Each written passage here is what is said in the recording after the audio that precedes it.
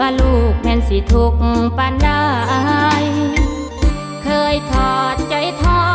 ในมือที่พ่อของลูกทิ่มไปดืนสู่จนผ่านมาได้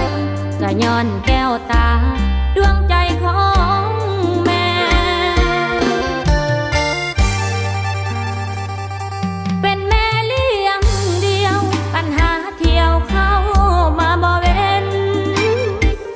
ยังพร้อมสิเป็นสู้อย่างให้ลูกแม่นสิทุกข์บ่แค่